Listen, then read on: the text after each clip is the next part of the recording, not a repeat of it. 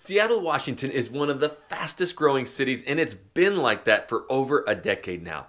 Why is that? Well, it's got incredible jobs, it's one of the safest places to live, and it's just an awesome place to live.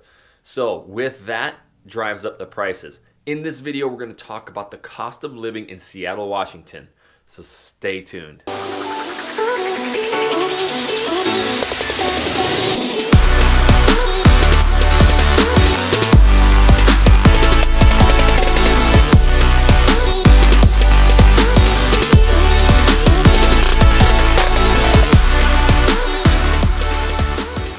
What's up, everybody? This is Jackson Ray Wilkie with the Real Agent Now Group right here in Seattle, Washington. If this is your first time to this channel and you want to know everything about working, eating, sleeping, living, playing right here in Seattle, Washington, then start now by subscribing to this channel and tap that little bell so you're notified every time we do a new video. And honestly, people, we get so many phone calls each and every day of people moving and relocating here, and we absolutely love it. If you're even thinking about moving or relocating to Seattle, Washington, or anywhere in the Seattle metro, make sure you give us a call, shoot us a text, send us an email, or even send us the Seahawk, baby. However you want to get a hold of us, we got your back when moving to Seattle, Washington. All right, so like I said, Seattle is an incredible place to live. We have seen growth numbers just through the roof, and in the next decade to 2 decades, there's over 250,000 more people predicted to move to this area. So it is driving up the prices. I want to talk actual stats and data, and then just my personal, my bills, how much it costs to actually live here. And so the first thing I want to do is just kind of set the bar. Where are we going to, make these guidelines? And if you look at the United States across the board, we're going to put it at an even 100. So we're going to talk about housing, utility bills, all of that, and at an average score of 100. So where do we start? Seattle, Washington as a whole, the entire cost of living is 172. So it is spiked up against that, 100 average across the nation.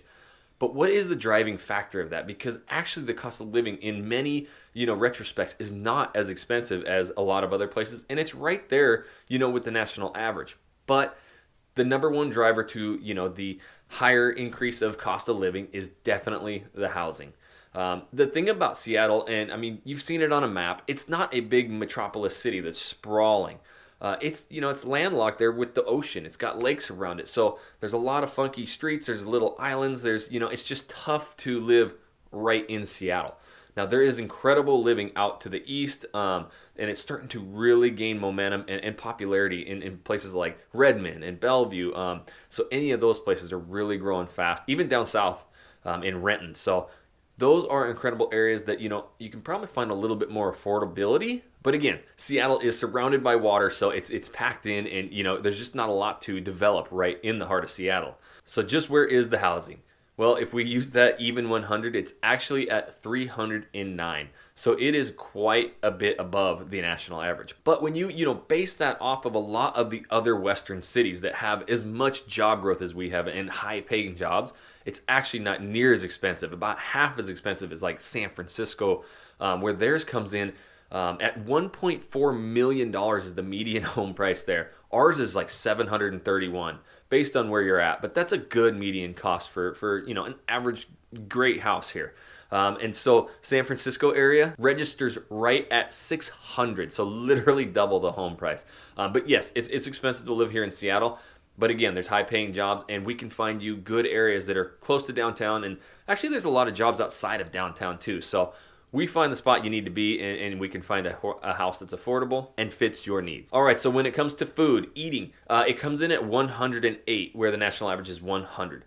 So it's right there on par. Now you're gonna see, comments, and you're gonna see, blogs and stuff written about the price of food, and meals are like average maybe $30 for a person, but that can go two ways. Yeah, you can go out and spend $50, $60 because we're in Seattle. This is literally one of the meccas for food. Right on the coast, we get fresh seafood all the time, and there is just a restaurant scene here where the chefs are trying to be the best. So yeah, you can go out and get very expensive meals, but the cool thing about Seattle is how walkable it is, how many bars, happy hours. There's a lot of, really well-priced things where at breweries and bars and restaurants where they do great happy hours to keep those prices low. So it's kind of mixed, but as you can see, a national average, you're just a tick above at 108. over the 100. And the other factor to that, Seattle is, a very, very healthy place. It's very active, a lot of walking, a lot of just getting outside. And so you see a ton of those grocery stores like New Seasons, Whole Foods, Zupans. So these are hiked up a little bit more expensive than your traditional, Albertsons and Safeways and stuff. But you're going to get that fresh produce. You're going to get organic produce. And that might be driving up the prices a little bit too. But it's not too far off from the national average. Here's the cool thing about Seattle. The utilities, especially like your power bill, is going to be considerably cheaper than a lot of other, states and big cities. It comes in at 68.8, where the, national average is 100. And the reason for that, we have all of this water. There's so much hydroelectricity, all the dams and the rivers everywhere around here. This is a huge supplier of power to anything going out east, even into Idaho and Montana. So there is a lot of power being generated here, and it actually helps you with your bills. You're going to see great internet prices around Seattle. There is some tech companies around here. But yeah, I mean, like I pay like $60 a month for like 300 megabyte download, whatever it's called. But it's super fast and affordable. So it's like your internet and garbage, all that kind of stuff is pretty spot on. I don't see a huge hike in that. And another factor that's cheaper is your health. Health comes in at 85. So we do have top-notch hospitals around here, and there is a lot of hospitals around here. So when it comes to health, I mean, it actually comes below the national average. So that's a good thing. So a lot of your bills and those main things are going to be below the national average. So where does it spike back up a little bit? Transportation. Our transportation comes in at 137.5, just a little bit over the 100. And what that is, again, you see in Seattle, we do have the light rail and there's a lot of buses and stuff. But, being such a unique city with all the water around, it doesn't have the best, light rail systems and transportation systems because of that. It's starting to get better. They're expanding the light rail. It's going to go all the way down south to like Renton, which is a really tough drive to do. But, your daily pass is going to be like $2.75. And they do have the Orca Pass where you can get it. It's right around like $100 a month. So when you look at that, it's a little bit cheaper than in San Francisco's monthly pass. And so there are affordable, transportation measures here. And I actually read a blog. This gal didn't drive for an entire year in Seattle, and she just took transportation. And she said some of the days were a little off and tough, but at the same time, like it just totally beat driving in the traffic every day in Seattle. I'm going to be doing a video on, pros and cons of Seattle and the traffic, so you're going to want to watch that. And again, if this is your first time here and you want these videos constantly, we're going to be doing so many videos each and every week. Make sure you tap that subscribe button. Give us a like too. It really helps our videos. One of the last things I want to talk about is gas. If you're going to be driving and commuting like I do, the average around here today is right around $3.30 a gallon. There are a couple little secret spots you can get a little cheaper, and then you can literally find it for $3.60, $3.70. So a good middle point right now at the end of 2019 time frame is right around $3.30 a gallon. The last little thing I want to talk about, because I got 3 kiddos myself, is the daycare. The number one factor you need to think about with daycare when you're moving here, that's what you want to take care of first. There are so many families here, and there's so many families moving here. Daycare is actually quite tough to find a spot. We've struggled with that in the past, and until you get here and start meeting new people and asking them where their kids went, as they go up into kindergarten, you start finding great little spots. But if you're moving here, first of all, you give us a call, because we're going to help you throughout the entire home buying process and eliminate all that stress, but literally lock in your daycare. Now, daycare prices I've seen, can go up to basically $1,000 a month. So that is something you need to factor into, your cost of living when you come here. So the actual average is right around like $930 a month.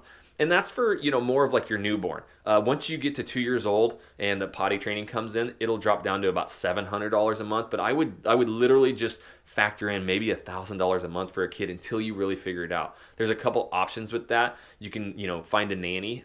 That's going to be a little bit more expensive, but it's really going to help you, be a lot less of a headache, where they can just come and watch your kids while you're gone. There's also another program I've heard a lot of my friends doing called Nanny Share, where you share a nanny with one of your close friends, and as long as your kids get along, it works out well. So you can actually split the cost.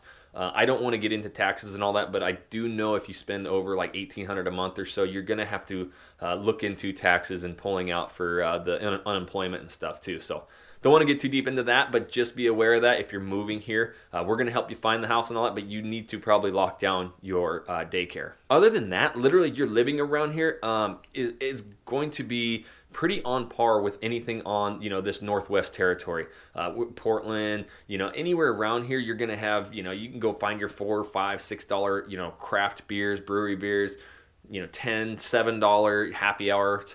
You can find, you know, gas is going to be about $3.30. So it's really not that expensive. The home prices are what's going to catch you, but we can find you that home. And, you know, there's a lot of high paying jobs here. So we'll get you into the one that fits your lifestyle. But that is my video about the cost of living. I hope I give you enough insight on just my bills and what the national averages are. You know, everything changes, and that's what we can talk through, you know, in the different areas where you are going to be living. And that's what we do. So if you are even thinking about moving or relocating here to Seattle, Washington, you've got to give us a call, shoot us a text, send us an email, or even send us the Seahawk. However you want to get a hold of us, we got your back when moving to Seattle, Washington. And if this is your first time to this channel, you want to know everything about moving here and living here, then start now by tapping that subscribe button and click that little bell so you're notified every time we do a new video. And until that next video, we'll catch you later.